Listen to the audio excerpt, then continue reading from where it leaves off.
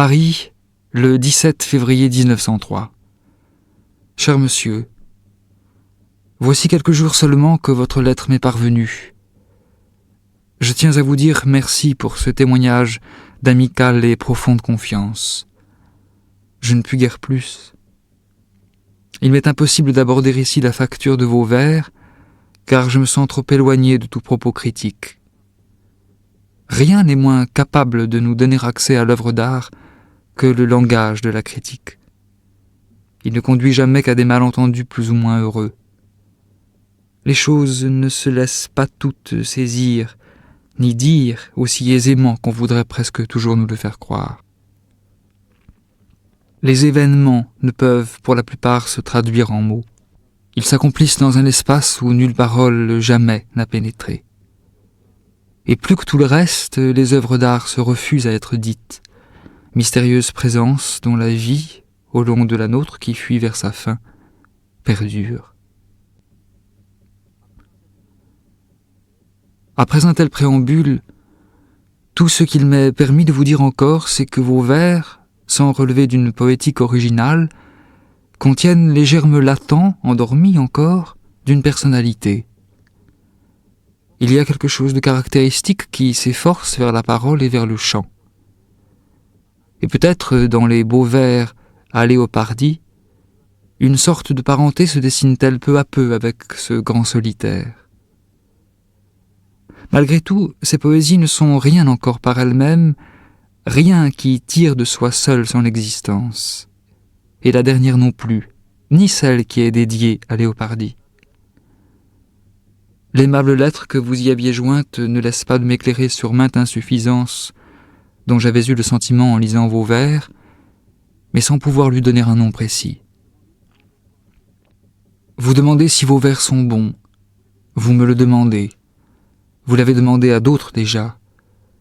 Vous les envoyez à des revues, vous les comparez à d'autres poèmes et vous vous inquiétez de voir certaines rédactions refuser vos essais. Eh bien, puisque vous m'avez permis de vous donner un conseil, je vous en prie, renoncez à tout cela. Vous regardez vers le dehors, et c'est là surtout ce que vous devriez éviter de faire pour l'instant. Personne ne peut vous apporter aide ni conseil. Personne. Une seule voie vous est donnée. Descendez en vous-même. Cherchez d'où vous vient ce besoin d'écrire. Sentez s'il plonge ses racines au plus profond de votre cœur. Confessez-vous. N'aurais-je plus qu'à mourir si l'on m'interdisait d'écrire? Ceci surtout. À l'heure la plus silencieuse de votre nuit, demandez-vous, est-ce que je dois écrire? Creusez jusqu'au tréfonds de vous-même pour y trouver une réponse. Et si cette réponse sonnait comme un oui, si vous pouviez accueillir cette grave interrogation d'un « je le dois » dite avec force et simplicité, bâtissez alors votre vie selon cette exigence inéluctable. Votre vie doit devenir, jusque dans son heure la plus indifférente, la plus creuse, signe et témoignage de cette impulsion profonde. Tentez alors l'approche de la nature. Puis, essayez, comme si vous étiez le premier homme, de dire ce que vous voyez et vivez, ce que vous aimez et ce que vous perdez. N'écrivez pas des poèmes d'amour.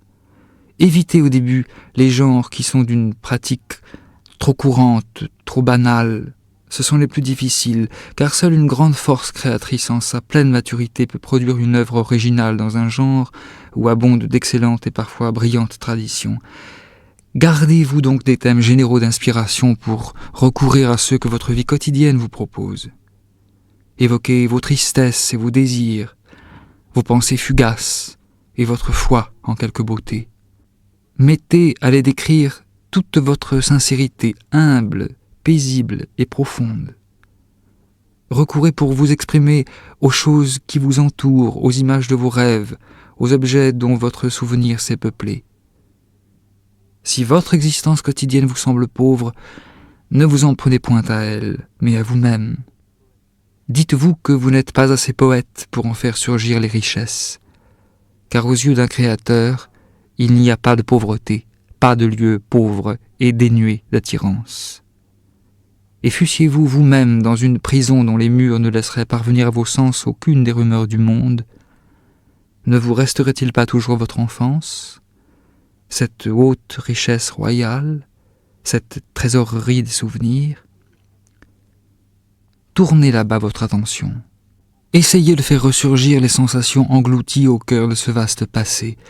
Votre personnalité s'affermira, votre solitude agrandira son empire et deviendra une douce demeure crépusculaire que frôle et fuit la rumeur des autres hommes. Et si de ce détour vers l'intérieur, de cette descente dans votre propre univers, des poèmes allaient naître, vous ne songerez pas alors à demander « sont-ce là de bons vers ?» Vous ne tenterez pas non plus d'attirer sur ces travaux l'attention des revues. Vous reconnaîtrez et chérirez en eux votre bien naturel, un moment et une voix de votre vie. Une œuvre d'art est bonne si elle est née d'une nécessité. C'est cette origine même qui en décide. Il n'est pas d'autre critère. Et voilà pourquoi, cher monsieur, je ne saurais vous donner d'autre conseil que celui-ci. Descendez en vous. Scrutez les profondeurs d'où jaillit votre vie. À sa source même, vous trouverez réponse à cette question. Dois-je vraiment créer? Accueillez-la telle qu'elle retentit en vous-même, sans vouloir l'interpréter. Peut-être apparaîtra-t-il que vous êtes appelé à devenir un artiste. Alors, chargez-vous de votre destinée et portez-la, fait et grandeur, sans attacher le moindre prix à toute récompense qui pourrait vous venir du dehors. Car celui qui crée doit être pour lui-même un univers, trouver tout en lui-même et dans la nature avec laquelle il a lié commerce. Mais peut-être, après cette descente aux régions solitaires de vous-même, devrez-vous renoncer à devenir un poète. Il suffit, comme je l'ai dit, de sentir qu'on pourrait vivre sans écrire pour que l'on en devienne incapable. Mais même alors, cette quête intérieure dont je vous prie n'aura pas été vaine. Votre vie, dès ce moment, saura découvrir sa propre voie. Puisse-t-elle être riche, large et bonne. C'est là ce que je vous souhaite de tout mon cœur. Que vous dire encore ? Il me semble avoir relevé tout ce qui méritait de l'être, et mon seul propos à tout prendre était de vous donner cet unique conseil. Laissez, tranquille et grave, votre croissance suivre sa propre loi. Vous ne pourriez en altérer plus violemment le cours qu'en tournant vos regards vers le dehors, en attendant du dehors une réponse à des questions auxquelles seul votre sentiment le plus intime, au cours de la plus silencieuse de vos nuits, parviendra peut-être à répondre. Ce me fut une joie de trouver dans votre message le nom de monsieur le professeur Horacek. Je garde à cet aimable érudit une grande vénération et une reconnaissance que les années n'ont pas affaiblie. Auriez-vous l'obligeance, je vous prie, de lui faire part de mes sentiments? Il est bien bon de se souvenir encore de moi, j'y suis fort sensible. Je vous rends aussi les vers que vous m'avez aimablement confiés, et je vous remercie encore de votre cordiale et vive confiance, dont j'ai tenté, en vous répondant en toute sincérité du mieux que j'ai su, de me rendre un peu plus digne que je ne le suis réellement, étant pour vous un inconnu. Croyez à mon dévouement et à ma sympathie. Rainer Maria Rilke.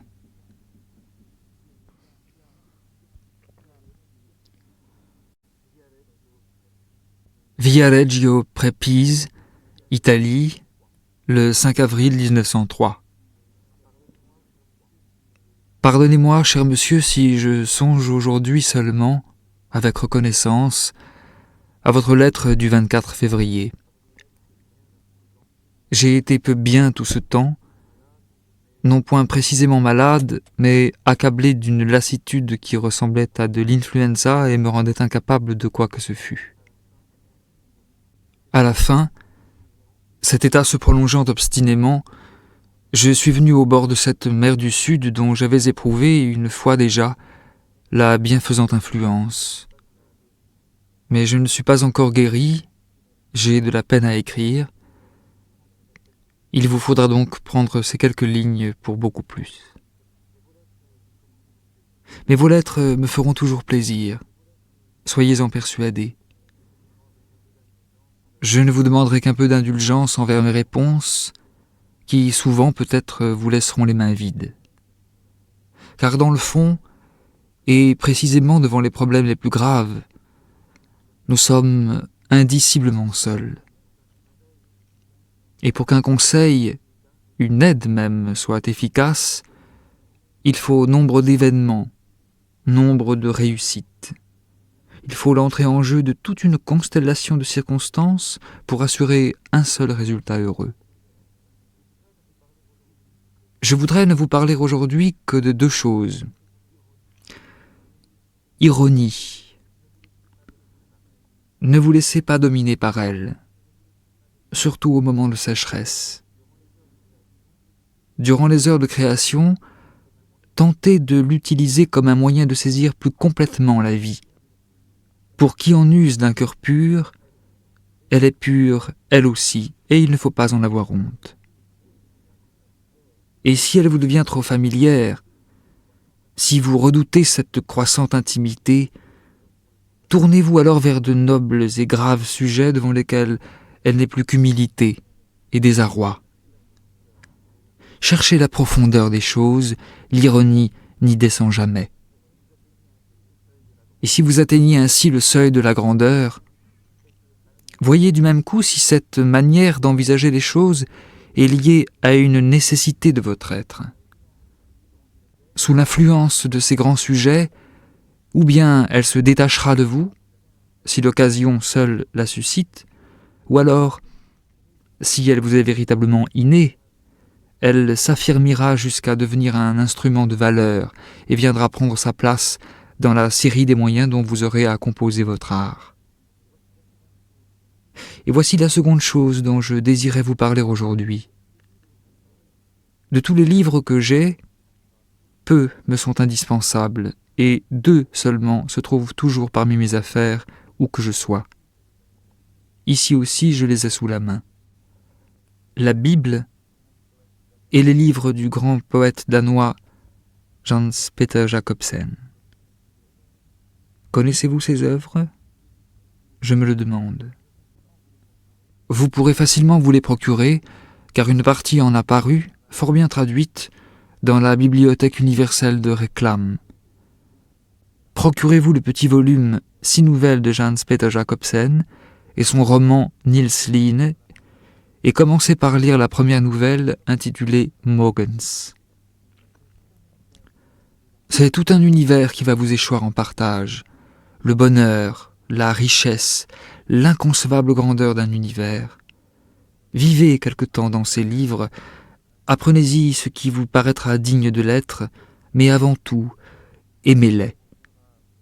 Votre amour vous sera 1000 et 1000 fois rendu, et quoi que puisse devenir votre vie, il cheminera, j'en suis certain, dans le déroulement de sa trame comme un des fils essentiels parmi les autres, ceux de vos expériences, de vos déceptions et de vos joies.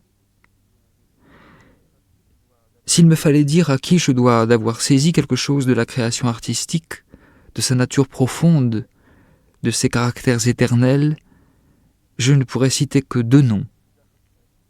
Celui de Jacobsen, le grand poète, et celui d'Auguste Rodin, le sculpteur, qui n'a point son égal parmi tous les artistes d'aujourd'hui. Avec tous mes vœux de réussite, vôtre, Raina Maria Rilke.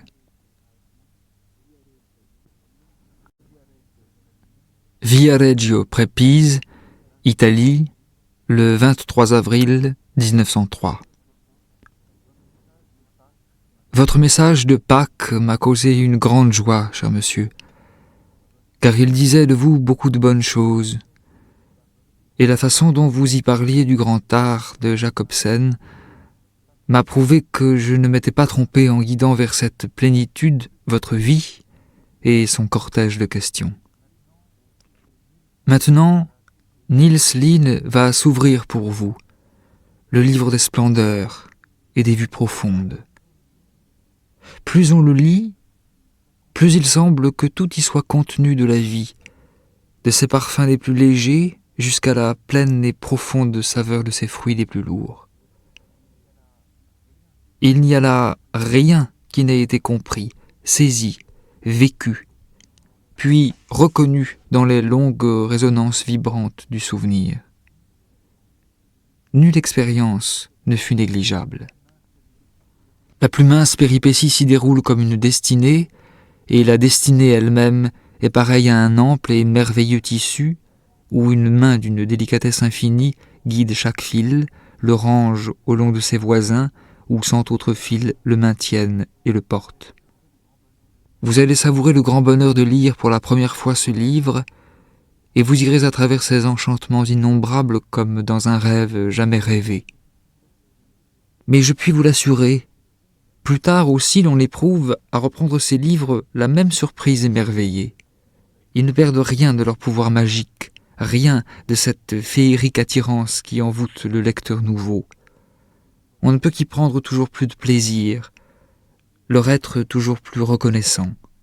Puiser en eux une vision des choses plus juste et plus simple, une foi plus profonde dans la vie, une vie même plus haute et plus heureuse.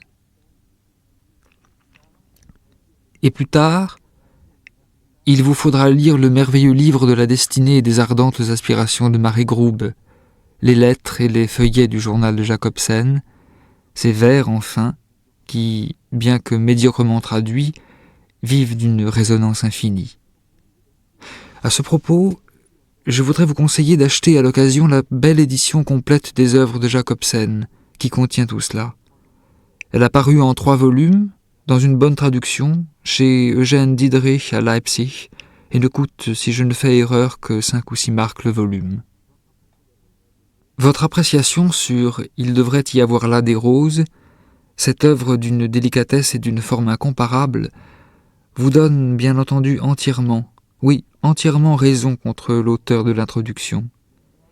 Ici, que je me hâte de vous adresser une prière. Laissez de côté autant que possible les œuvres de critique et d'esthétique.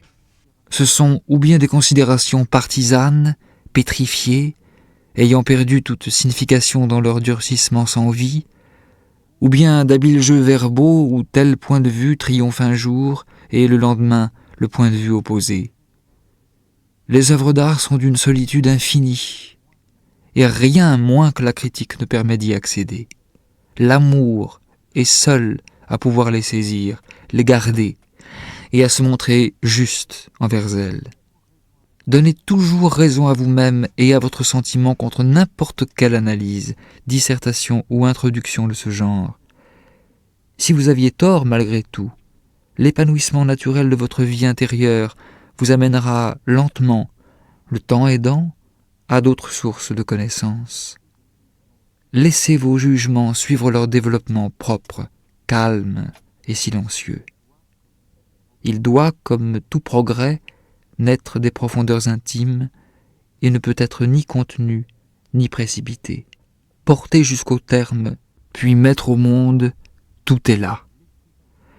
Laissez chaque impression, chaque germe d'un sentiment mûrir au fond de soi-même, dans l'obscur, l'ineffable, l'inconscient, dans la région inaccessible à notre propre intelligence. Attendre, en toute humilité et patience, l'heure où descendra une clarté nouvelle, cela seul s'appelle vivre en artiste, sur le plan de l'intelligence comme sur celui de la création. Là, le temps ne peut servir de mesure, nulle année ne compte, 10 ans ne sont rien. Être artiste signifie ne pas calculer, ne pas compter, mûrir comme l'arbre qui ne précipite pas le cours de sa sève, qui affronte avec assurance les orages du printemps sans craindre que nul été, peut-être, ne leur succède. L'été vient, malgré tout. Mais il ne vient que pour les patients qui sont là, dans leur vaste paix insoucieuse, comme s'ils avaient l'éternité devant eux. Je l'apprends chaque jour. Je l'apprends parmi des souffrances à qui je rends grâce. La patience est tout. Richard Demel. Il m'arrive avec ces livres, et soit dit en passant avec l'homme aussi, que je connais un peu, ceci. Quand j'ai découvert une de ces belles pages, j'ai toujours peur de la suivante, qui pourrait détruire cette bonne impression et rendre indigne d'être aimé ce qui méritait de l'être. Vous l'avez fort justement caractérisé en parlant de « vivre et composer en état de rut ». Et de fait, toute vie artistique se situe, oui, incroyablement près de la vie sexuelle, de ses souffrances et de ses plaisirs, au point que ces deux manifestations ne sont proprement que les formes différentes d'un seul et même désir, d'une seule et même félicité. Et si l'on pouvait dire sexe au lieu de rut, sexe pris dans son sens large, haut et pur, et que nul errement d'église n'a rendu suspect, alors l'art de Demel serait très grand et d'une capitale importance. Sa puissance poétique est vaste, elle a la vigueur d'un instinct. Elle possède ses rythmes à elle, insoucieux de toute contrainte, et jaillit de lui comme d'une montagne. Cette puissance, par ailleurs, n'apparaît pas toujours sincère, ni dénuée de pose. Mais voilà, c'est ici encore l'une des plus difficiles épreuves imposées au Créateur. Il doit toujours demeurer inconscient, insoupçonneux de ses meilleures vertus, s'il ne veut pas en paralyser le libre jeu intégral. Et alors, là où cette force qui traverse en bruissant son être atteint la sexualité, elle ne découvre pas en lui cet homme parfaitement pur qu'il lui faudrait. Ce n'est pas là un monde de la sexualité entièrement mûr et pur. Il n'est pas assez humain. Il n'est que virilité, ardeur d'essence, ivresse, tumulte perpétuel, et tout chargé des antiques préjugés, des prétentions par quoi l'homme a défiguré, accablé l'amour. Parce qu'il n'aime qu'en homme et non en être humain, il y a dans sa sensualité quelque chose de borné, de nettement sauvage, de haineux, d'éphémère, d'inapte à l'éternel, qui amoindrit son art en le rendant équivoque et douteux. Cet art n'est pas sans tache. Il porte l'empreinte du moment et de la passion, et il n'en restera que peu de choses. Mais il en va de même pour une grande partie de l'art. On peut néanmoins goûter profondément ce qu'il y a de grand en lui, quitte à ne pas s'y perdre, à ne pas devenir un zélateur de ce monde démélien plein d'une angoisse illimitée, fourmillant d'adultères et de désordres, et si loin des destinées réelles qui apportent plus de souffrance que ces complications passagères, mais suscitent plus d'occasions aussi d'atteindre la grandeur, plus d'ardeur à rechercher l'éternel. Enfin, pour ce qui a trait à mes livres, je désirerais fort vous envoyer tous ceux où vous pourriez prendre quelque plaisir, mais je suis très pauvre, et à peine paru, mes livres cessent de m'appartenir. Je ne puis les acheter moi-même, ni, comme je le désire si souvent, les donner à ceux qui leur témoigneraient de l'amitié. Voilà pourquoi j'inscris pour vous sur un bout de papier les titres et les éditeurs de mes derniers livres parus, les plus récents. J'en ai publié 12 ou 13 en tout, je crois, et me vois forcé de vous laisser le soin, cher monsieur, de vous procurer à l'occasion l'un ou l'autre. J'aurai plaisir à savoir mes livres chez vous. Portez-vous bien. Rainer Maria Rilke.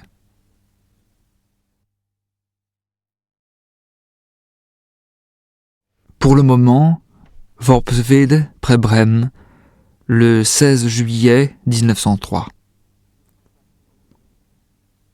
J'ai quitté Paris voici une dizaine de jours, vraiment las et souffrant, pour une grande plaine du Nord dont l'ampleur, la paix et le ciel doivent me remettre sur pied. Mais j'y ai pénétré sous une pluie interminable. Aujourd'hui seulement, elle veut bien tomber un peu moins drue sur le pays battu par les vents sans trêve, et je profite de cette première éclaircie pour vous adresser mon salut, cher monsieur. Très cher monsieur Capus, j'ai laissé longtemps sans réponse une lettre de vous. Non que je l'eusse oubliée, au contraire. Elle était de celles qu'on relit quand on les retrouve parmi d'autres, et je vous y ai reconnu comme si vous étiez là tout près. C'était la lettre du 2 mai. Vous vous en souvenez sûrement. Quand je vous lis, comme en ce moment, dans la grande paix de ces régions lointaines, je suis touché par votre noble inquiétude de vivre, plus encore que je ne le pouvais l'être à Paris, où tout prend une autre résonance et perd sa voix à cause du vacarme insensé qui fait trembler les choses. Ici, au cœur de cette imposante étendue sur quoi passent les vents venus des mers, je sens bien qu'à cette interrogation profonde en vous qui vit de sa propre vie, il n'est pas d'être humain capable de donner réponse. Car les meilleurs même se trompent quand il s'agit de choisir des mots capables de rendre ce qu'il y a de plus insaisissable, d'indicible presque. Je pense néanmoins qu'il ne vous sera pas interdit de trouver une solution si vous vous attachez à des choses qui soient pareilles à celles où se retrempe maintenant mon regard. Si vous vous attachez à la nature, à ce qu'il y a de simple en elle, de petit, qu'on remarque à peine et qui peut tout imprévisiblement revêtir une grandeur infinie. Si vous avez cet amour de l'humble et cherchez en toute simplicité d'âme, comme un serviteur, à gagner la confiance de ce qui semble misérable, tout alors vous deviendra plus facile, plus cohérent, plus conciliant en quelque sorte. Non point pour votre raison peut-être, qui restera en arrière, frappée d'étonnement, mais au plus intime de votre vigilance, de votre conscience, de votre savoir. Vous êtes si jeune, vous à qui tout reste à entreprendre. Et je voudrais, cher monsieur, vous adresser du mieux que je le puis cette prière. Soyez patient envers tout ce qui dans votre cœur attend encore sa réponse. Essayez de vous éprendre des questions elles-mêmes, pareilles à des chambres closes, à des livres écrits en une langue inconnue. Ne vous mettez pas en quête, pour l'instant, de réponses qui ne peuvent vous être données parce que vous ne pourriez les vivre. Or, c'est de tout vivre qu'il s'agit. Vivez pour l'heure vos questions. Peut-être alors, dans un jour lointain, en viendrez-vous peu à peu, sans vous en apercevoir, à vivre au cœur de la réponse. Il est bien possible que vous portiez en vous le pouvoir de créer, de donner forme, gage d'un mode de vie particulièrement heureux et pur. Préparez-vous à l'assumer, mais accueillez avec une entière confiance tout ce qui vous adviendra. Même si votre vouloir seul est en cause, ou quelque exigence de votre être intime, acceptez-en la charge et ne prenez rien en détestation. Oui, le sexe est un fardeau difficile, mais ce dont nous avons reçu la charge est quelque chose de difficile. Presque tout ce qui est grave est difficile, et tout est gravité. Pour peu que vous vous en rendiez compte et que vous parveniez à tirer de vous-même, de votre situation et de votre genre de vie, de votre expérience, de votre enfance et de votre énergie, un comportement tout personnel, que ni les conventions ni la coutume n'auront influencé dans les choses de la chair, vous n'aurez plus alors à craindre de vous perdre, ni de devenir indigne de votre meilleur bien. La volupté charnelle est un épisode vécu par les sens, tout comme la contemplation pure ou le pur touchement dont un beau fruit comble la langue. C'est une haute expérience illimitée qui nous est donnée de poursuivre, une connaissance de l'univers, la toute connaissance dans sa plénitude et sa splendeur. Et que nous lui donnions accueil, ce n'est pas là mauvaise chose. Le mal, c'est que presque tous mésusent d'une telle expérience, la galvaudent. Ils l'introduisent dans leur vie au moment de lassitude comme un excitant et une distraction, au lieu d'en faire un rassemblement de tout l'être pour ses heures les plus hautes. Tout de même, les hommes ont dénaturé l'acte de manger. La disette d'une part, la surabondance de l'autre, ont troublé cette claire nécessité de nature, et de la même façon furent obscurcis tous ces simples besoins et profonds où se renouvelle la vie. Mais chaque individu peut les clarifier pour soi-même et les vivre clairement. Et sinon l'individu, trop dépendant encore, à tout le moins le solitaire. Il peut se rappeler que chez les animaux et les plantes, toute beauté n'est qu'une forme silencieusement perpétuée de l'amour et du nostalgique désir. Il peut voir l'animal, comme il voit la plante, patiemment, docilement s'unir, croître et multiplier, non point par plaisir physique, non point par douleur physique, mais par obéissance à des nécessités plus hautes que la jouissance et la douleur, plus puissantes que le vouloir et le refus. Oh, puisse l'homme accueillir plus humblement ce mystère dont la terre jusque dans sa plus infime parcelle est peuplée. Qu'il le porte, le supporte avec plus de gravité, qu'il sente combien son poids est redoutable, au lieu de le prendre ainsi à la légère, qu'il demeure saisi de respect devant sa propre fécondité qui est une, fût-elle de l'esprit en apparence ou de la chair. Car la création spirituelle tire origine de la charnelle, elle est de même essence, réplique plus délicate, on dirait, plus extasiée, moins fugace de la volupté des corps. Je suis créateur, je puis engendrer, donner forme. Cette pensée n'est rien si elle ne trouve dans l'univers son prolongement, sa confirmation éclatante, sa réalisation. Rien sans l'assentiment multiple et divers des animaux et des choses.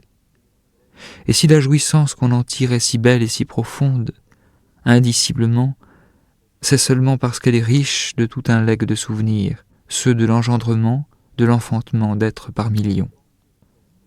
Dans une seule pensée de créateur, revivent 1000 nuits d'amour oublié qui la comblent de noblesse et de grandeur. Et ceux au long des nuits qui s'unissent et demeurent enlacés au cœur d'une volupté berceuse, accomplissent un grave labeur. Ils amassent de quoi donner douceur, profondeur et puissance au chant de quelque poète près d'apparaître et qui se lèvera pour dire l'indicible délice. Et ils appellent à eux l'avenir. Et ils ont beau se perdre en d'aveugles étreintes, l'avenir vient malgré tout. Voici se dresser un nouvel être, et sur le gouffre du hasard, dont le rôle semble s'achever ici, s'éveille la loi par quoi une semence résistante et vigoureuse se ferait un chemin vers le vert qui s'ouvre à son approche. Ne vous laissez pas abuser par les apparences. Dans les profondeurs, tout devient loi. Et ceux, ils sont légions, qui vivent à faux et mal ce mystère, il n'est perdu que pour eux. Car malgré tout, ils le transmettent plus loin, comme une lettre close, sans l'avoir pénétré. Et ne vous laissez pas égarer par la multitude des noms, ni par la complexité des cas.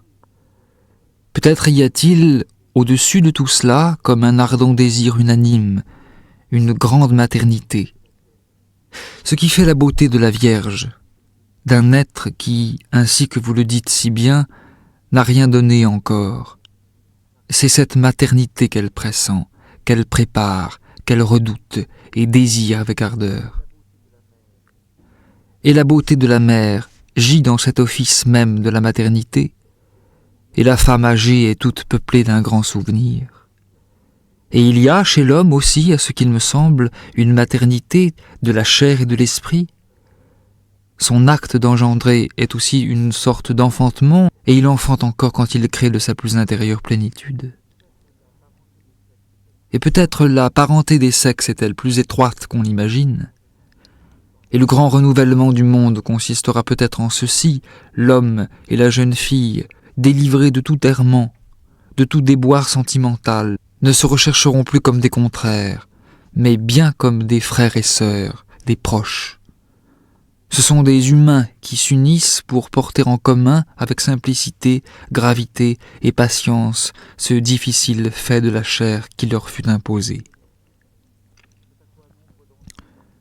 C'est à quoi nombre d'entre eux parviendront un jour, peut-être, mais maintenant déjà, le solitaire peut en hâter la venue, bâtisseur aux mains moins hasardeuses. C'est pourquoi, cher monsieur, aimez votre solitude. Que votre plainte mélodieuse vous fasse supporter son tourment, car vos proches vous paraissent lointains, dites-vous. C'est le signe qu'autour de vous tout commence à devenir vaste. Et si ce qui vous environne s'éloigne ainsi, c'est que votre propre étendue, déjà, touche aux étoiles. Elle est très grande. Réjouissez-vous de son ampleur croissante, sans qu'il vous soit possible d'y introduire personne. Soyez bons envers ceux qui restent en arrière. Soyez calmes et sûrs de vous devant eux. Ne les tourmentez pas avec vos doutes et ne les effrayez point en leur disant vos certitudes, vos joies qu'ils ne pourraient comprendre. Faites qu'entre eux et vous règne une familiarité simple et sincère qui ne soit pas nécessairement altérée si votre personnage se transforme.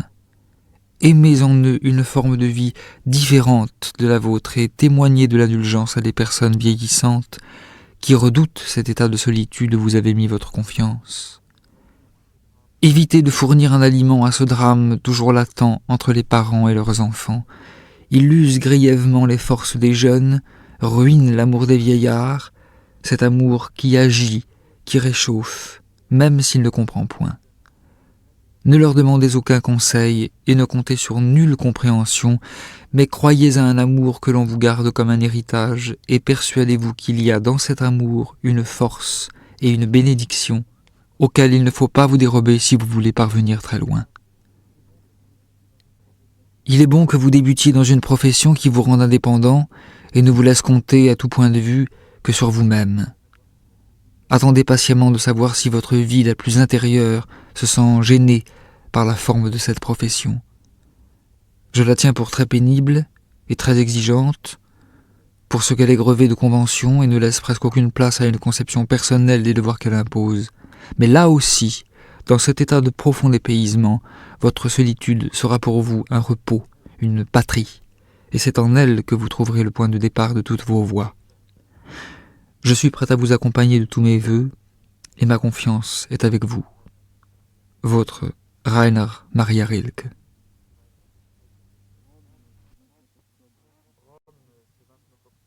Rome, ce 29 octobre 1903.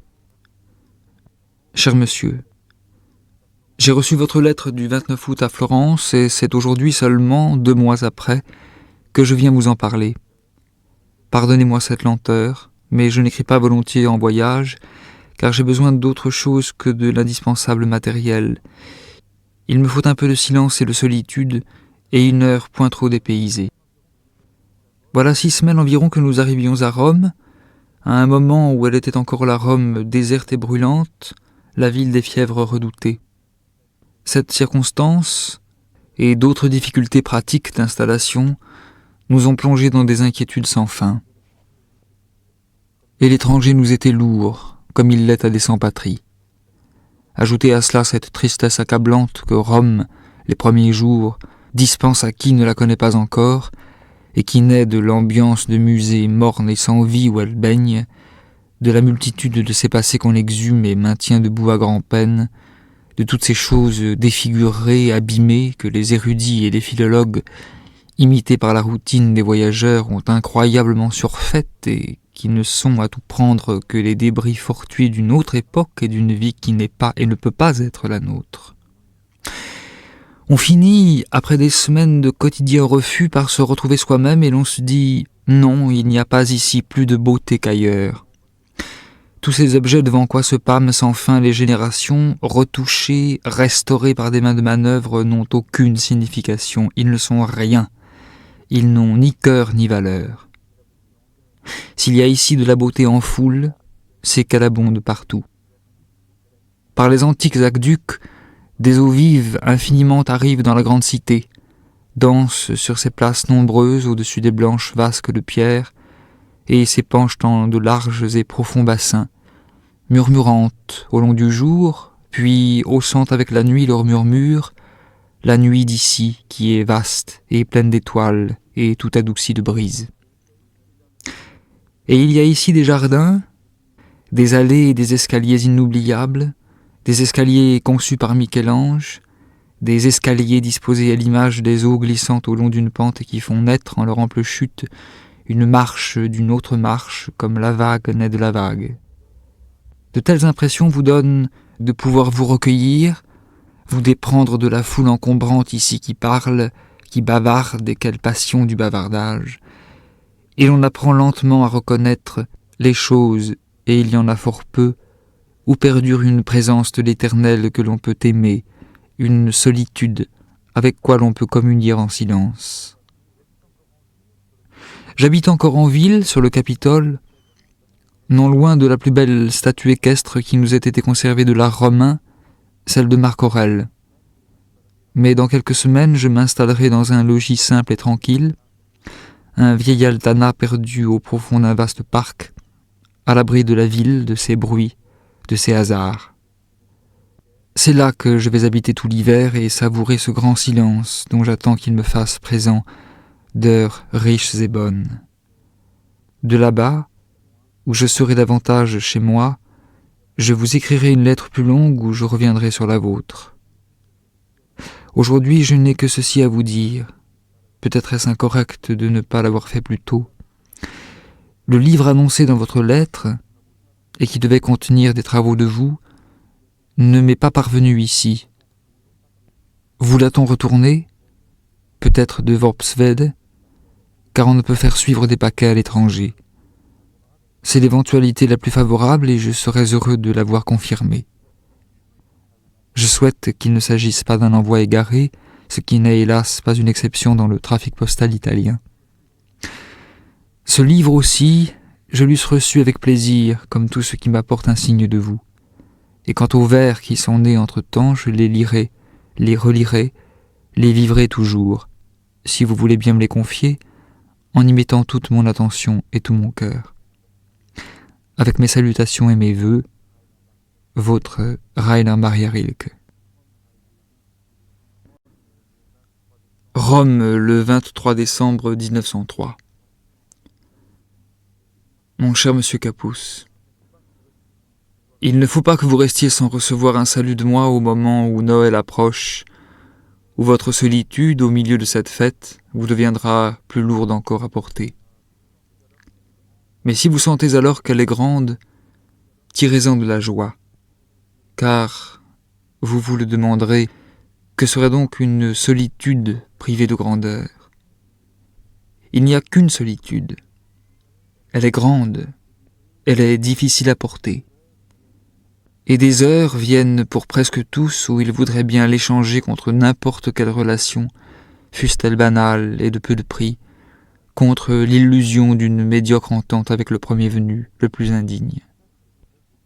Mais peut-être ces heures sont-elles justement celles où la solitude croît, car sa croissance est douloureuse comme celle des jeunes garçons et triste comme les printemps qui commencent. Mais ne vous y trompez pas, une seule chose est nécessaire, et c'est la solitude, une grande solitude intérieure. Descendre en soi, et durant des heures ne rencontrer personne, c'est à quoi l'on doit parvenir. Être seul comme l'on était seul, enfant, quand les grandes personnes allaient et venaient autour de vous, toutes mêlées à des choses qui vous paraissaient importantes et vastes, à cause de l'air affairé des gens et parce qu'on ne comprenait rien à ce qu'ils faisaient. Et quand on s'avise un beau jour que leurs préoccupations sont misérables, leur profession comme figée, ayant perdu tout contact avec la vie, pourquoi donc ne pas persister à voir en tout cela, comme on le faisait enfant, quelque chose qui nous demeure étranger, quand nous l'apercevons les profondeurs de notre propre univers, dans le recul de notre propre solitude, qui elle-même est pour nous une tâche, un rang, une carrière. Pourquoi vouloir échanger le sage ne pas comprendre d'un enfant contre l'aversion et le mépris, alors que le ne pas comprendre est une solitude, tandis que l'aversion et le mépris sont une manière de prendre part à ce qu'on voudrait éloigner de soi par ce double moyen. Méditez, cher monsieur, sur ce monde que vous portez en vous et donnez à cette méditation le nom que vous voudrez. Ce peut être le ressouvenir de votre propre enfance ou une ardente aspiration vers votre propre avenir. Ne vouez d'attention qu'à ce qui surgit en vous-même et mettez-le au-dessus de tout ce que vous remarquez autour de vous. Ce qui se passe au plus profond de vous-même est digne de tout votre amour. Vous devez y travailler en quelque sorte, et ne pas perdre trop de temps ni de zèle à vouloir définir votre position relativement aux autres hommes. Qui vous dit que vous en ayez vraiment une? Je sais, Votre profession a de dures exigences où vous vous heurtez sans cesse. J'avais prévu vos plaintes et savais qu'elles allaient venir. Maintenant qu'elles sont venues, je ne puis les apaiser. Je ne puis que vous donner ce conseil.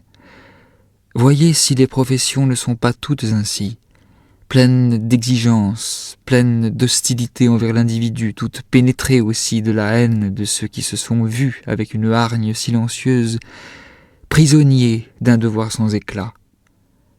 Cet état où il vous faut maintenant vivre, son fardeau de conventions, de préjugés, d'erreurs, ne dépasse pas celui de n'importe quelle autre profession.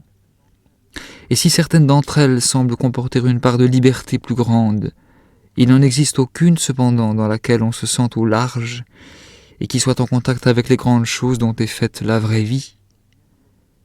Il n'y a que l'homme solitaire pour être soumis comme une chose aux lois profondes. Et si l'un d'eux s'en va dans le matin qui s'éveille, ou s'il regarde au loin dans le soir tout chargé d'événements, il ressent en soi ce qui s'y passe, alors toute condition se détache de lui comme d'un mort, bien qu'à cette heure il soit debout au plus pur, au centre même de la vie. Ce dont vous êtes forcé, cher monsieur Capousse, en qualité d'officier, de faire maintenant l'expérience, toutes les autres professions existantes vous ont dû s'infliger autant. Oui, et même si, sans souci d'aucune situation, vous n'aviez recherché qu'un contact superficiel, non astreignant avec la société, ce sentiment d'oppression ne vous aurait pas été épargné. Partout c'est ainsi. Mais il n'y a là aucun motif de tristesse ou d'angoisse. Si nulle communion n'existe entre les hommes et vous, essayez de vivre tout près des choses. Elles ne vous abandonneront pas. Les nuits sont là toujours, et les vents, qui s'en vont bruissant à travers les branches, passer sur son pays. Rien, chez les animaux comme parmi les choses, qui ne soit encore tout chargé d'événements auxquels vous pouvez prendre part. Et les enfants sont toujours là, toujours pareils à l'enfant que vous avez été, si heureux et si triste. Et si vous songez à votre enfance, c'est parmi eux que vous recommencez alors à vivre, parmi ces enfants solitaires, et les grandes personnes ne sont plus rien, et leur dignité n'a plus aucun sens. Et si c'est pour vous chose angoissante et douloureuse que de songer à l'enfance, à cette simplicité, à cette paix qui l'accompagne, parce que vous ne pouvez plus croire à Dieu, qui partout y est présent, demandez-vous alors, cher monsieur Capousse, si vous avez vraiment perdu Dieu. Ne serait-ce pas plutôt que jamais encore vous ne l'avez possédé? Car à quel moment cela aurait-il pu se produire? Croyez-vous qu'un enfant peut le tenir, lui que des hommes ne portent qu'à grand-peine et dont le poids terrasse les vieillards? Croyez-vous que quiconque le posséderait vraiment pourrait le perdre comme un petit caillou? Et ne croyez-vous pas aussi que celui qui le posséderait ne pourrait être perdu que par lui? Mais si vous pressentez que le Christ fut abusé par l'ardeur même de son amour, et Mahomet trompé par son orgueil, et si vous sentez avec effroi que maintenant encore, à cette heure même où nous parlons de lui, il n'est pas, qui vous donne alors le droit, celui qui ne fut jamais, de lamenter son absence comme celle d'un disparu et de le chercher comme s'il était perdu? Pourquoi ne songez-vous pas qu'il est celui qui vient, qui prépare de toute éternité son approche, l'être futur, le fruit final d'un arbre dont nous sommes les feuilles? Qui vous retient de rejeter sa naissance dans les temps à venir, de vivre votre vie comme un jour douloureux et beau dans l'histoire d'une grossesse immense? Ne voyez-vous donc point que tout ce qui arrive est à chaque fois un commencement?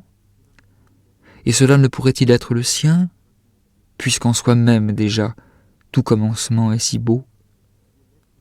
S'il est l'être de toute perfection, ne doit-il pas y avoir avant lui quelque chose de moins parfait, afin qu'il se puisse élire de la profusion et de la plénitude? Ne faut-il pas qu'il soit le dernier, afin qu'il contienne tout en soi? Et quel sens aurions-nous nous-mêmes si celui dont nous appelons la venue avait déjà été? à la façon des abeilles quêteuses et rassembleuses de miel. Nous tirons de toutes choses ce qu'elles ont de plus doux et nous l'embâtissons. Et même, nous commençons par l'insignifiant, par ce qui est de nulle apparence, pourvu seulement qu'il procède de l'amour. Par le travail tour à tour et le repos, avec un silence ou une petite joie esselée, avec tout ce que nous faisons seuls, sans associés, sans aide. Nous commençons celui qui ne nous sera pas donné de voir dans notre vie, pas plus que nos ancêtres n'ont pu nous voir durant la leur. Et pourtant ils sont en nous, ces antiques disparus, ils y sont assises profondes et poids sur notre destin, sang qui murmure, traits et gestes venus du fond des temps. Est-il quelque chose qui pourrait vous ôter l'espoir d'être un jour en lui, lui le plus lointain, l'extrême? Fêtez Noël, cher monsieur Capousse, dans le pieux sentiment que peut-être c'est de votre angoisse de vivre qu'il a justement besoin pour commencer d'être.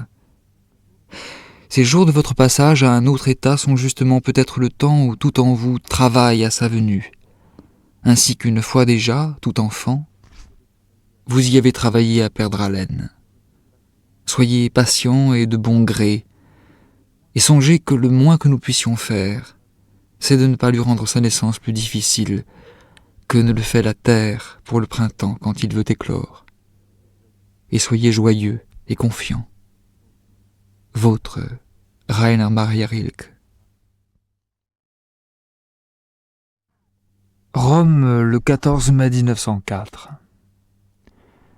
Mon cher monsieur Capousse, bien du temps a passé depuis que j'ai reçu votre dernière lettre.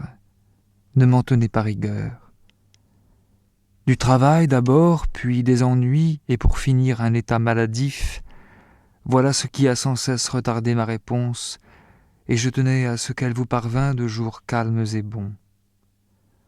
Aujourd'hui, je me sens un peu mieux.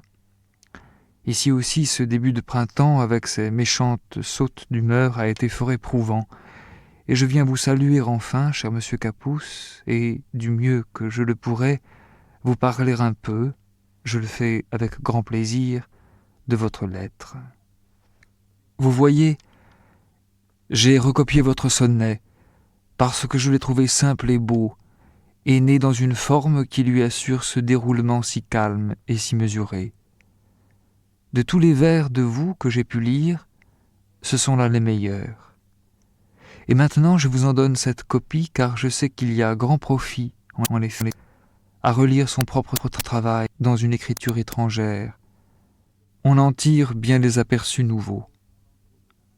Lisez ces vers comme s'ils étaient d'un inconnu, vous sentirez au plus profond de vous-même à quel point ils sont vôtres.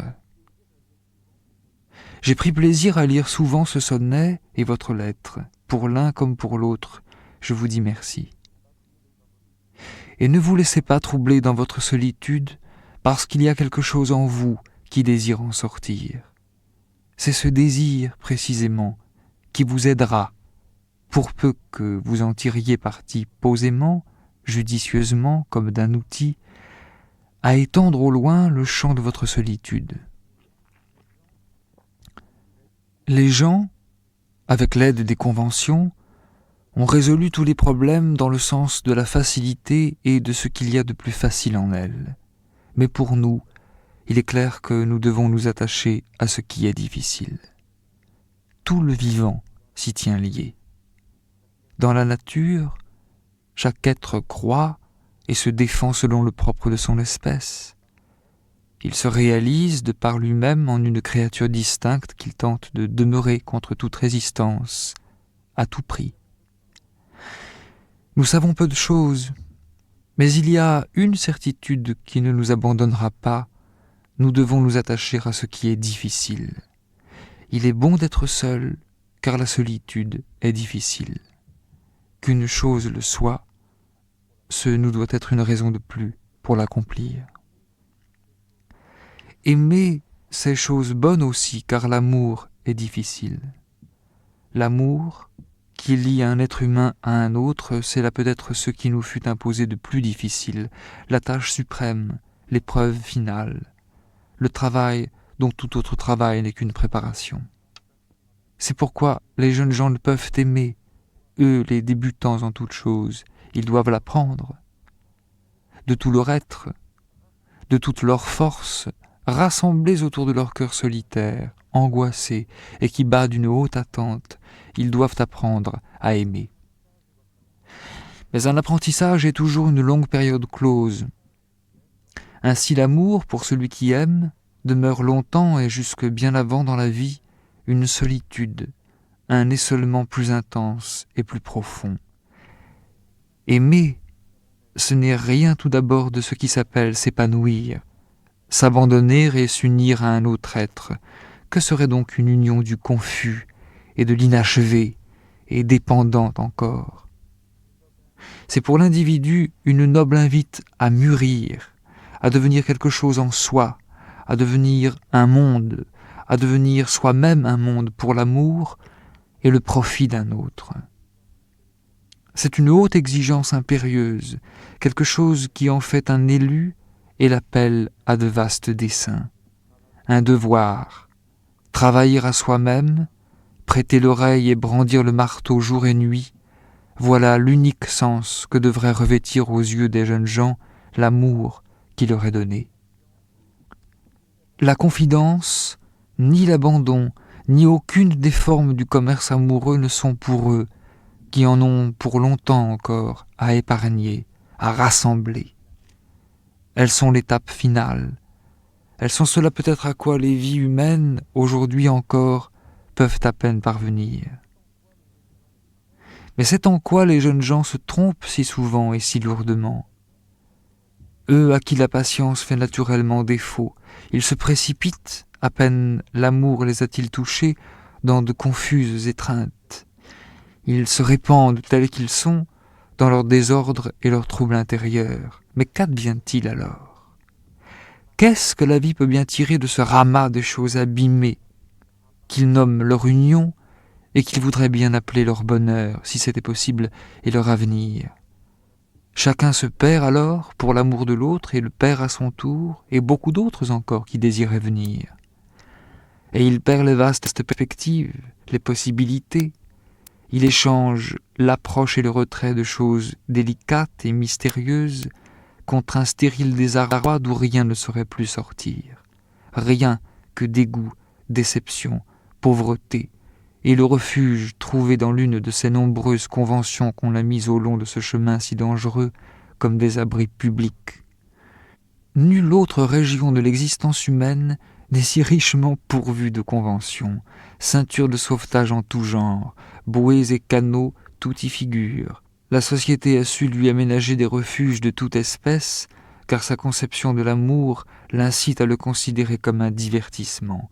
Il lui fallait donc en faire aussi quelque chose de facile, peu coûteux, sûr et sans danger, comme les divertissements publics. À vrai dire, beaucoup de jeunes dont l'amour est faux, c'est-à-dire simple abandon et solitude renoncée, et c'est à quoi sans nul doute la moyenne s'en tiendra toujours, éprouvent le pénible sentiment d'un manque, et en même temps le désir de rendre l'état où ils sont tombés vivant et fécond par leurs propres moyens. En effet, leur nature le leur dit, les questions qui se posent en amour, moins encore que toute autre question importante, ne peuvent être résolues publiquement et d'après telle ou telle convention, car ce sont des questions, de pressantes questions d'être à être, qui nécessitent dans chaque cas une réponse nouvelle, particulière, exclusivement personnelle. Mais comment pourraient-ils, ceux qui, pour s'être confondus, ne se définissent plus, ne se distinguent plus les uns des autres, ayant ainsi perdu tout caractère propre, comment pourraient-ils trouver une issue hors d'eux-mêmes, hors des profondeurs où gît déjà leur solitude engloutie? Leur commune détresse les pousse à agir, mais si du meilleur vouloir, ils tentent alors de se dérober à la convention qui les accable, le mariage par exemple. C'est pour tomber dans les lacs d'une solution moins radicale, mais tout aussi mortellement conventionnelle. Car il n'y a autour d'eux, loin à la ronde, que convention. Là où une union hâtive et trouble dicte les gestes, tout comportement est conventionnel. Toutes les formes de liaison auxquelles mène une confusion de ce genre renferment leur propre convention, si inusitée, c'est-à-dire au sens courant immorale, fussent-elles. Oui, une séparation même serait ici une démarche de convention, une décision impersonnelle, prise au hasard, sans portée et sans profit. Qui sonde avec sérieux ces choses découvre que, non plus que pour la mort qui est difficile, l'on a trouvé pour le difficile amour nulle élucidation, nulle solution, nulle voie sûre, nul signal sauveur. Et pour ces deux devoirs que nous portons clos et cachés en nous-mêmes et que nous transmettons sans les pénétrer, nulle règle commune fondée sur quelque accord ne se laissera découvrir. Et dans la mesure même où nous tenterons de vivre seuls, nous, les solitaires, les séparés, nous allons nous sentir plus proches de ces deux grandes choses. Les exigences qu'impose à notre développement la difficile tâche de l'amour sont surhumaines, et nous ne sommes pas à nos débuts de taille à les remplir.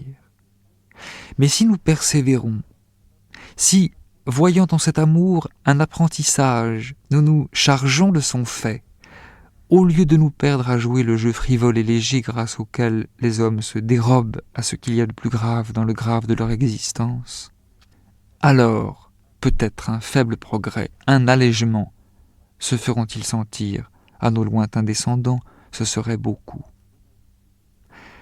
Oui, pour l'instant nous sommes tout juste parvenus à considérer sans préjugés, objectivement, les relations entre deux êtres, considérer chacun dans son individualité humaine, et nos tentatives de vivre de telles relations n'ont aucun précédent dont s'inspirer, aucun modèle. Et néanmoins, il y a déjà dans le cours des temps maintes conjonctures susceptibles d'encourager nos timides efforts. Dans cette phase nouvelle de leur propre épanouissement, la jeune fille et la femme ne seront que passagères imitatrices des manières masculines, bonnes et mauvaises, et ne doubleront les professions d'hommes que pour un temps. Après les flottements de cette période de transition, on s'apercevra que si les femmes ont consenti à cette multitude de travestissements divers, souvent ridicules, ce n'était que pour dégager leur nature profonde des influences déformantes de l'autre sexe. Oui, dans le fond, les femmes, en qui réside une vie plus immédiate, plus féconde, plus confiante, n'ont pu ne pas devenir des êtres plus mûris, plus riches d'humanité que l'homme léger que le poids de nul fruit de chair n'entraîne sous la surface de la vie et qui, dans son impatience et sa présomption, n'estime pas à sa vraie valeur ce qu'il croit aimer. Cette humanité de la femme, qui a passé par la longue épreuve de la souffrance et de l'humiliation, éclatera en pleine lumière lorsqu'elle aura dépouillé, grâce au changement de sa condition extérieure, tout le conventionnel d'une exclusive féminité. Et les hommes, eux qui aujourd'hui encore n'en pressentent point la venue, en seront surpris et frappés. Un jour, dont maintenant déjà, surtout dans les pays du Nord, brillent les signes annonciateurs indubitables, la jeune fille et la femme auront paru, dont le nom ne sera plus seulement le contraire de virilité, mais quelque chose en soi, quelque chose qui n'évoquera pas l'idée d'un complément, d'une limitation, mais celle de la vie, de l'existence uniquement. La femme, être humain. Ce progrès transformera la vie amoureuse, de nos jours si chargée d'erreurs, cela, tout d'abord, malgré les hommes qui se sentiront dépassés. Il la changera radicalement, l'amenant à être conçue comme une relation entre deux êtres humains et non plus entre l'homme et la femme. Et cet amour d'essence plus humaine, qui s'accomplira avec une délicatesse, des égards infinis, liant et déliant sans équivoque et sans dureté, ne laissera pas de ressembler à cet autre amour que nos efforts préparent, et qui est ceci, deux solitudes qui mutuellement se protègent, s'entre limites et se saluent. Ceci encore, ne croyez pas que ce grand amour dont votre adolescence a dû jadis porter le fait ait été perdu. Pouvez-vous dire si de bons, de nobles désirs n'ont pas mûri en vous alors, et des projets dont vous vivez aujourd'hui encore? Je crois que si cet amour est demeuré si fort et si puissant dans votre souvenir, c'est qu'il fut votre premier temps de solitude profonde et le premier travail intérieur que vous ayez accompli sur votre vie. Tous mes meilleurs vœux, cher monsieur Capus. Votre Rainer Maria Rilke.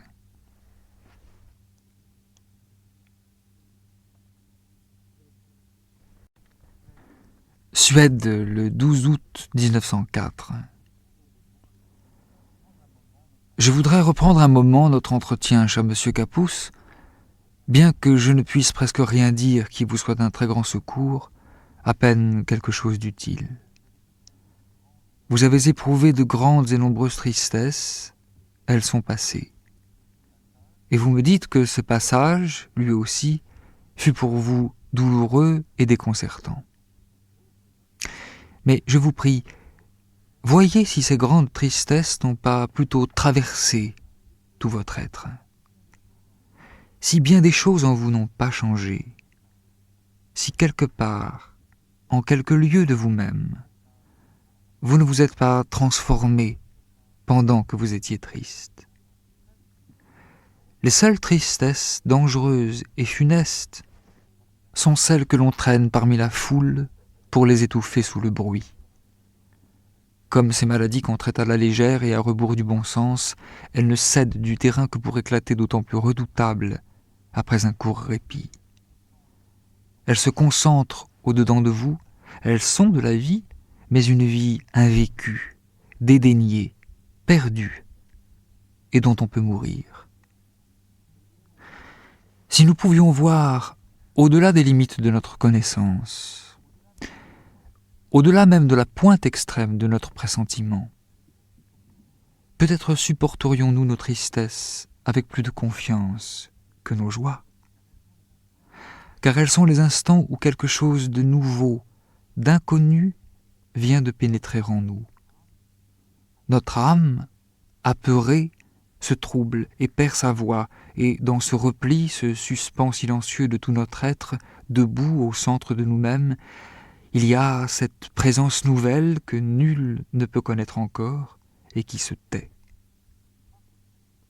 Je crois que presque toutes nos tristesses sont des moments de cette tension intérieure et que nous ressentons comme une paralysie parce que nous n'entendons plus vivre notre âme frappée d'étonnement. Parce que nous sommes seuls avec cet inconnu qui est entré en nous. Parce que nous avons été dépouillés pour un instant de notre personnage intime et coutumier. Parce que nous sommes debout en plein passage, là où tout arrêt nous est interdit. C'est pourquoi la tristesse passe, elle aussi. Cette chose nouvelle en nous, cet hôte soudain a pénétré dans notre cœur, jusque dans sa chambre la plus secrète, et déjà il n'y est plus, il est dans notre sang, et nous ne savons pas qui c'était. On pourrait aisément nous convaincre que rien ne s'est passé, et pourtant nous avons changé, comme une maison change, où vient d'entrer un hôte. Nous ne pouvons dire qui est venu, peut-être l'ignorerons-nous toujours, mais de nombreux indices nous prouvent que si l'avenir pénètre en nous de cette manière, c'est pour pouvoir se changer en nous-mêmes, bien avant de se réaliser. Et voilà pourquoi il importe tant, lorsqu'on est triste, de vivre dans une vigilante solitude. Car cet instant comme figé, vide d'événements, dirait-on, dans lequel notre avenir pénètre en nous, est bien plus près de la vie que cet autre moment bruyant, né du hasard, où il nous arrive comme du dehors.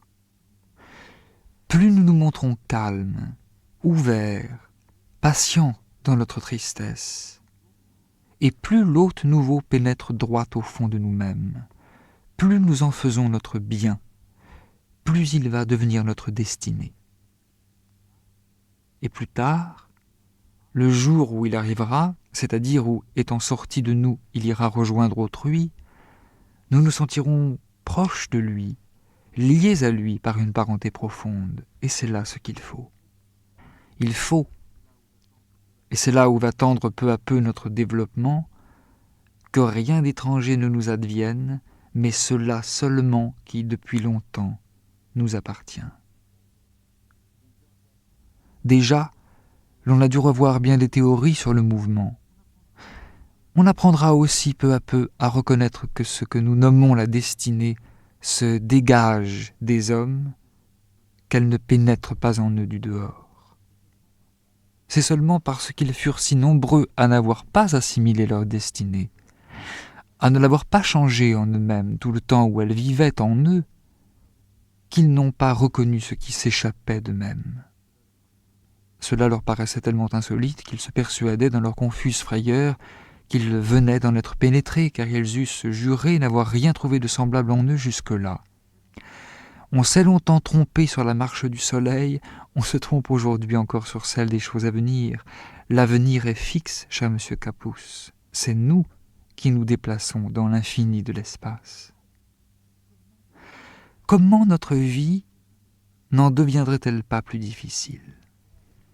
Et pour en revenir à la solitude, il apparaît toujours plus clairement qu'elle n'est nullement une chose qu'on puisse élire ou refuser. Nous sommes seuls. On peut s'illusionner là-dessus, faire comme s'il n'en était rien, c'est tout. Mais qu'il est préférable de reconnaître notre solitude. Oui, et précisément pour en faire un point de départ. Sans doute aurons-nous alors le vertige, car notre regard sera privé de tous ces points de repère habituels, toute proximité va disparaître, et tout ce qui est éloigné reculer à une distance infinie. Un homme qu'on tirerait de sa chambre pour l'installer presque sans préparation, sans transition, sur la cime d'une haute montagne, éprouverait sans doute quelque chose de semblable, une insécurité sans analogue, le sentiment d'être livré en pâture à ce qui n'a pas de nom, serait tout près de l'anéantir. Il s'imaginerait qu'il va tomber, il se croirait jeté dans l'espace ou dispersé en 1000 morceaux. Quel monstrueux mensonge sa cervelle ne devrait-elle pas forger pour remettre de l'ordre et de la clarté dans la débâcle de ses sens. De même, pour l'homme qui devient seul, toutes les distances changent, toutes les dimensions. Quantité de ces changements surviennent brusquement, et comme pour l'homme sur son sommet, il en résulte pour lui d'étranges perspectives, des sensations insolites dont l'intensité paraît croître bien au-delà du supportable. Mais il est nécessaire que notre vie connaisse aussi cela. Nous devons assumer notre destinée dans toute son ampleur. À l'intérieur de cet espace, tout doit être possible, même l'inouï. C'est là, somme toute, l'unique forme de courage que l'on réclame de nous. Accueillir bravement ce qui nous advient de plus bizarre, de plus surprenant, de plus inexplicable. Là, les hommes se sont montrés pusillanimes et la vie en a grièvement pâti. Les événements de l'existence, qu'on nomme des apparitions, tout ce qu'on est convenu d'appeler le monde des esprits, la mort, toutes ces choses qui nous sont si étroitement apparentées, un quotidien refus les a si bien expulsés de la vie que les sens capables de nous les faire apercevoir se sont émoussés, et ne parlons pas de Dieu. Mais l'angoisse, devant l'inexplicable, n'a pas seulement appauvri l'existence de l'individu, elle a restreint aussi les relations entre les hommes en les faisant échouer hors du flot des possibilités infinies sur un coin de rive inculte où rien ne se produit. Car ce n'est pas la seule indolence qui fait que les rapports humains se répètent en toutes circonstances sans se renouveler avec une indicible monotonie. Il y a aussi la crainte devant une aventure nouvelle dont l'issue est imprévisible et qu'on ne se croit pas la force d'affronter. Mais pour celui-là seul qui est préparé à tout, qui n'exclut rien, pas même ce qui prend figure d'énigmes insondables, les relations avec autrui, seront quelque chose de vivant à vivre. Il épuisera lui-même toutes les possibilités de son existence. Car si nous nous représentons cette existence de l'individu comme une chambre plus ou moins vaste, on voit que la plupart n'apprennent à connaître qu'un coin de la leur, une place près de la fenêtre, une étroite zone où aller et venir, d'où leur relative sécurité. Et pourtant, cette insécurité riche en périls est bien plus humaine, qui, dans les contes de Poe, force les prisonniers à reconnaître à tâtons la forme de leurs terrifiantes cellules, à ne pas demeurer fermés à l'épouvante indicible qui sourde leur prison. Mais nous ne sommes pas des prisonniers. Nul piège autour de nous n'est dressé, nulle embûche, et il n'y a là rien qui doive nous angoisser ou nous torturer. Nous sommes mis dans la vie comme dans l'élément avec lequel nous avons le plus d'affinité. Et de plus, une adaptation millénaire nous a rendus si semblables à elle que si nous restions immobiles, on peut à peine nous distinguer grâce à un heureux mimétisme de tout ce qui nous entoure. Nous n'avons aucune raison de nourrir de la méfiance à l'endroit de notre univers, car il ne nous est pas hostile. Recèle-t-il des frayeurs? Ce sont les nôtres. Contient-il des abîmes? Ces abîmes nous appartiennent. Des dangers apparaissent-ils? Nous devons tenter de les aimer. Et pour peu que nous dirigions notre vie selon ce principe qui nous invite à nous attacher toujours à ce qui est difficile, alors ce qui maintenant encore nous semble le plus étranger à nous-mêmes deviendra notre bien le plus intime et le moins trompeur. Comment pourrions-nous oublier ces mythes anciens liés à l'enfance de tous les peuples? Le mythe des dragons qui se changent en princesses au dernier moment. Peut-être les dragons de notre vie sont-ils tous des princesses qui n'attendent que l'instant où elles nous verront vaillants et beaux? Peut-être tout ce qui nous épouvante est-il en son tréfonds ceux-là même qui est privé de secours et attend de nous son salut? Vous n'avez donc pas à vous effrayer, cher monsieur Capousse, si une tristesse se dresse devant vous, si haute que vous n'en aurez point encore vu de pareille, si une inquiétude glisse sur vos mains et toutes vos actions, comme la lumière et l'ombre des nuages. Persuadez-vous alors qu'il vous arrive quelque chose, que la vie ne vous a pas oublié, qu'elle vous tient dans sa main. Pourquoi voudriez-vous exclure de votre existence toute inquiétude, toute souffrance, toute mélancolie, alors que vous ignorez le travail que de tels états opèrent en vous? Pourquoi voudriez-vous vous tourmenter vous-même à vous demander sans répit d'où cela vient-il, où cela va-t-il, alors que vous savez pourtant en période de transition et que tout votre désir serait de vous transformer? S'il y a quelque chose de maladif dans vos démarches, n'oubliez pas cependant que la maladie est pour un organisme un moyen de se débarrasser d'un corps étranger. On ne doit qu'aider cet organisme à être malade, à assumer, puis à produire toute sa maladie, car c'est là sa façon de progresser. Tant de choses, cher monsieur Capousse, se passent maintenant en vous. Vous devez être patient comme un malade et prudent comme un convalescent, car il se peut que vous soyez l'un et l'autre. Et plus encore, vous êtes aussi le médecin qui doit se surveiller lui-même. Mais dans toute maladie, il y a bien des jours où le médecin ne peut rien faire, sinon attendre. Et c'est là maintenant votre premier devoir, dans la mesure où vous êtes votre propre médecin. Ne vous examinez pas trop. Ne tirez pas des conclusions trop hâtives de ce qui vous arrive. Laissez-le tout simplement arriver.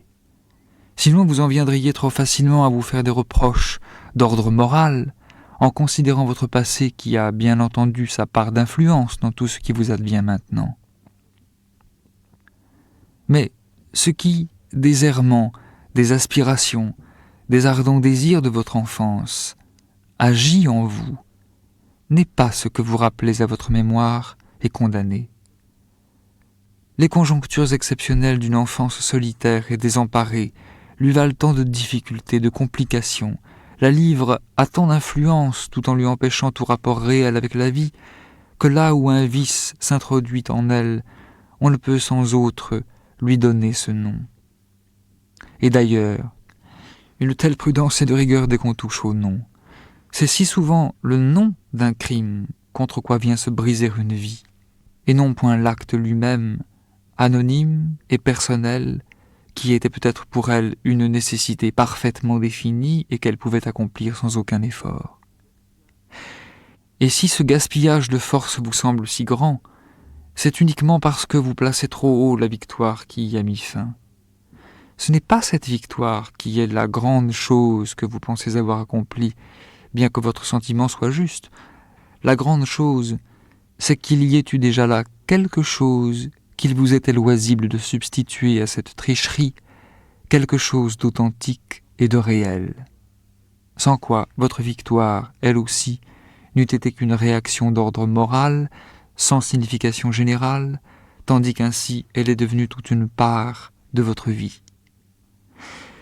De votre vie, cher monsieur Capus, à laquelle je songe avec 1000 vœux. Vous souvenez-vous avec quelle envie elle regardait du fond de son enfance vers les grandes personnes ? Et maintenant je la vois quitter ces grandes personnes pour quelque chose de plus grand encore où elle aspire.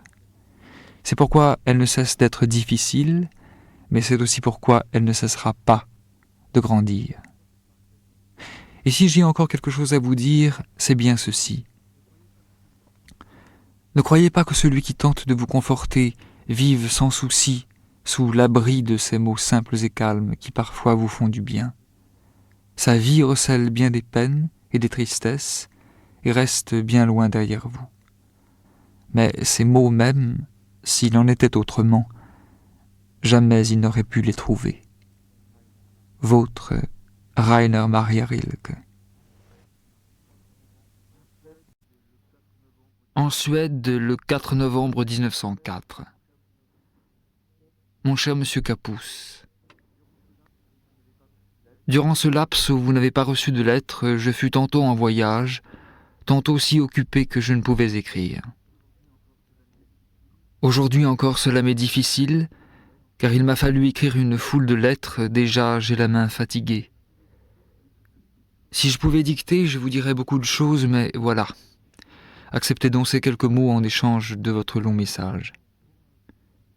Je pense souvent à vous, cher monsieur Capus, et mets tant de chaleur dans mes vœux que cela devrait vous apporter une aide particulière en quelque sorte. Mais que mes lettres vous puissent être d'un vrai secours, j'en doute souvent. Ne me dites pas « oui, elles le sont », acceptez-les tranquillement, sans me marquer trop de gratitude et attendons ce qui viendra. Peut-être n'est-il guère utile que je m'étende sur chacune de vos phrases, car tout ce que je pourrais vous dire sur votre penchant au doute, sur l'impossibilité où vous êtes d'accorder vie extérieure et vie intérieure, ou sur tout autre sujet d'inquiétude, ne ferait que reprendre ce que j'ai déjà dit, ce même vœu toujours.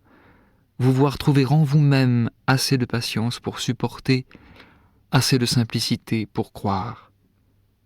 Vous voir prendre toujours plus de confiance en ce qui est difficile, en votre solitude aussi parmi les hommes. Et pour le reste, laissez la vie s'accomplir. Croyez-moi, la vie a toujours raison. Et pour les sentiments, tous les sentiments sont purs, qui saisissent et exaltent tout votre être. Impur, celui qui n'atteint qu'une part de vous-même et ce faisant vous mutile. Toutes les pensées où votre enfance est présente sont bonnes. Tout ce qui fait de vous quelque chose de plus que ce que vous avez été dans vos meilleures heures est juste. Toute exaltation est bonne si elle est de tout votre sang, non pas ivresse seulement, ni trouble, mais une joie où le regard pénètre jusqu'au fond. Saisissez-vous ce que je veux dire. Et votre doute lui-même peut devenir un penchant utile si vous l'éduquez. Il faut qu'il devienne connaissance, il faut qu'il devienne critique. Demandez-lui, chaque fois qu'il se prépare à vous gâter quelque chose, pourquoi donc cette chose serait détestable ? Réclamez-lui des preuves, mettez-le lui-même à l'épreuve. Peut-être le trouverez-vous désemparé, embarrassé, peut-être ardent à la riposte, mais ne cédez pas. Cherchez des arguments. Montrez-vous à chaque fois aussi attentif, aussi ferme, et le jour viendra où, de ce démolisseur, va naître un de vos meilleurs ouvriers, le plus sage peut-être de tous ceux qui travaillent à votre vie. C'est là, cher monsieur Capus, tout ce que je puis vous dire aujourd'hui. Mais je vous envoie en même temps le tirage à part d'un petit poème qui vient de paraître dans la Deutsche Arbeit de Prague. Là, je continue à vous parler de la vie et de la mort et de ceci, que toutes deux sont hautes et magnifiques. Vôtre, Rainer Maria Rilke.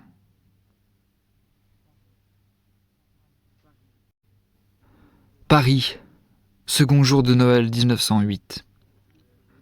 Il faut que vous sachiez, cher monsieur Capus, quelle joie j'ai éprouvée en recevant votre belle lettre.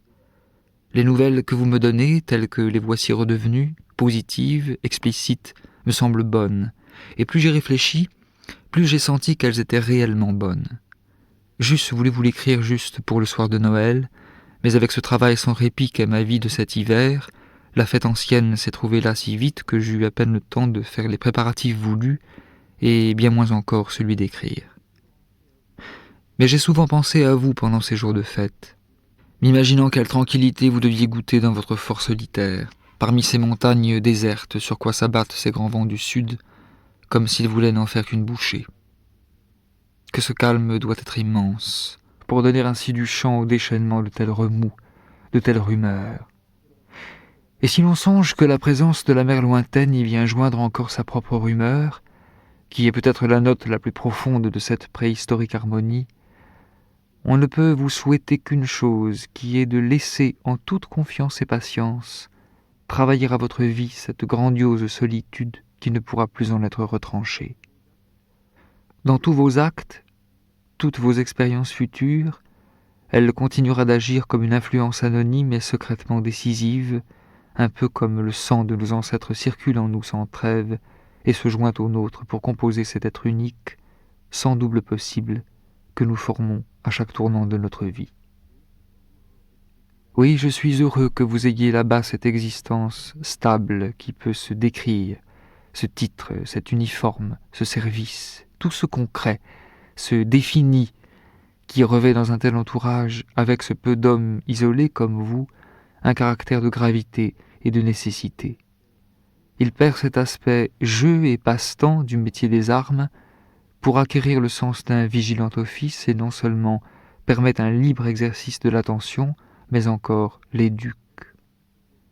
Être dans une situation qui nous aide à nous former et de temps à autre nous mettre en face des grandes réalités de la nature, c'est là tout ce qu'il nous faut. L'art, lui aussi, n'est qu'une manière de vivre, et l'on peut, de quelque manière que l'on vive, s'y préparer sans le savoir. Plongé dans le réel, quel qu'il soit, on lui est plus proche, voisin plus immédiat que dans ces professions semi-artistiques privées de réalité, qui, tout en faisant croire qu'elle touche à l'art de très près, le nie en fait et lui porte préjudice. C'est ce que font le journalisme, presque dans son entier, à peu près toute la critique et les trois quarts de ce qui s'appelle et tient à s'appeler littérature. Bref, je suis heureux que vous ayez surmonté le danger d'y tomber et que vous viviez quelque part, courageux et solitaire, en pleine et rude réalité.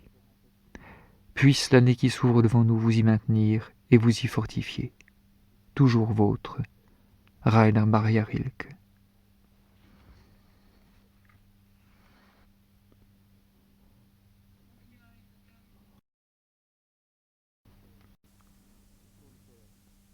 Sur le poète. Par une belle image, un jour, le rapport du poète avec tout ce qui est, son sens, me furent figurés. C'était sur la grande barque à voile qui, de l'île de Philae, nous ramenait vers les vastes installations de barrage. La barque au début remonta le fleuve, ce qui donnait fort à faire aux rameurs. Je les avais tous en face de moi. 16, si je me souviens bien, en rang de 4, toujours 2 à la rame de gauche et 2 à celle de droite. Parfois, l'on rencontrait le regard de l'un ou de l'autre, mais le plus souvent leurs yeux étaient sans regard. ils restaient grands ouverts dans le vague, où n'étaient plus que des places, où paraissait à nu le chaud dedans de ces garçons, autour de quoi se tendait leur corps de métal. Parfois, en levant les yeux, on en surprenait un à méditer sur vous profondément, comme s'il imaginait des situations où cette apparition au déguisement bizarre pourrait lui dévoiler son énigme. Découvert, il perdait presque aussitôt son air de méditation laborieuse, vacillait un instant, tous ses sentiments à la dérive, puis se concentrait aussi vite que possible en un vigilant regard d'animal, jusqu'au moment où, perdant sa belle gravité, son visage retrouvait machinalement son air obtus de quémandeur de bakchiche et cette promptitude insensée à grimacer à volonté, bassement, en manière de merci. Mais le plus souvent, cet avilissement qui charge depuis longtemps la conscience des voyageurs s'accompagnait en secret de sa propre revanche, l'homme négligeant rarement en effet de jeter par-dessus l'étranger un mauvais regard haineux là-bas où, sans doute, sa haine trouvait un écho qui le faisait étinceler. Plusieurs fois déjà, j'avais observé le vieux accroupi là-bas, à l'arrière de l'embarcation. Ses pieds et ses mains s'étaient rapprochés dans une pose toute familière. Entre eux, allait et venait, maintenue et guidée, la barre du gouvernail, avec son comportement bien à elle. Le corps du vieux, enfoui dans de crasseux haillons, ne valait guère d'être dit.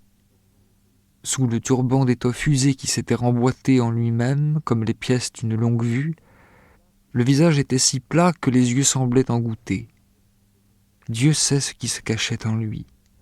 On lui dit capable de vous transformer en quelque monstre repoussant. J'aurais bien voulu l'examiner attentivement, mais en me retournant, il me devenait aussi proche que ma propre oreille. Je n'aurais pu le contempler de si près sans me faire trop remarquer. Et puis le spectacle du fleuve qui venait à nous dans toute son ampleur, ce bel espace comme un lisse déroulement du futur où s'insinuait notre barque, était si digne d'une attention soutenue, si bienfaisant, que j'oubliais le vieux et me pris à observer avec un plaisir croissant les mouvements des jeunes garçons qui, au plus fort de cette vive astreinte, n'avaient pas perdu leur régularité. On ramait maintenant avec tant de vigueur qu'au bout des fortes perches, les garçons, à chaque tirée, se levaient entièrement de leur siège et, une jambe contre le banc de devant, se rejetaient violemment en arrière, tandis que les 8 pales s'enfonçaient dans le courant. En même temps, ils criaient une espèce de comptage afin de rester en mesure, mais chaque fois leur travail réclamait d'eux un tel effort que la voix leur manquait. Quelquefois, il leur fallait simplement se reprendre après cette pause, mais à d'autres moments, il arrivait ceci. Une intervention impossible à déceler, et que tous nous ressentions d'une manière bizarre, leur venait en aide. Elle ne se contentait pas de leur rendre le rythme, mais encore, comme on pouvait l'observer, retournait en quelque sorte leur force au-dedans d'eux-mêmes, si bien que, soulagés, ils en mettaient en œuvre de nouvelles, encore inentamées, tout à fait comme un enfant qui s'est avidement jeté sur une pomme et recommence à y mordre, tout rayonnant, quand il découvre que le côté qu'il tenait dans sa main est encore intact jusqu'à la pelure. Et maintenant, je ne puis le laisser plus longtemps sous silence, cet homme qui était assis contre le bord de droite, à l'avant de notre barque. À la fin, je m'imaginais pressentir quand son chant allait naître, mais je pus me tromper. Il commençait de chanter soudain, à des intervalles tout irréguliers, et point toujours quand l'épuisement gagnait les rameurs. Plus d'une fois, au contraire, son chant les surprit en pleine vigueur, déchaînés même, et cependant, alors aussi, il tombait juste. Il s'accordait à l'instant. Je ne sais jusqu'à quel point l'état d'esprit de notre équipage était sensible à l'homme, tout se passait derrière lui. Il regardait rarement en arrière, et sans qu'une impression l'y incitât. Ce qui semblait avoir sur lui quelque influence, c'était le mouvement pur qui se rencontrait dans son âme avec ces lointains nus auxquels il s'abandonnait, mi-résolu, mi-mélancolique. En lui, l'élan de notre embarcation et la puissance majestueuse de ce qui s'avançait à notre rencontre s'affrontaient en un continuel équilibre qu'un surplus de force amassée menaçait de temps à autre. Alors l'homme chantait. La barque maîtrisait la résistance, mais lui, l'enchanteur, il changeait ce qui ne pouvait être maîtrisé en une suite de longues sonorités suspendues qui n'étaient ni de là-bas ni d'ici et que chacun faisait sienne. Tandis que son entourage menait contre cet immédiat où mord la prise, une lutte sans cesse renouvelée et victorieuse, sa voix soutenait l'échange avec les lointains extrêmes, nous y liant jusqu'à ce que nous les sentions nous aller. Comment cela se fit-il, je ne sais. Mais soudain, je reconnus dans cette image la condition même du poète, sa place et son agir au cœur du temps, et qu'on pouvait tranquillement lui contester un droit à n'importe quelle place, sauf à celle-là, mais que là, nous devions le souffrir.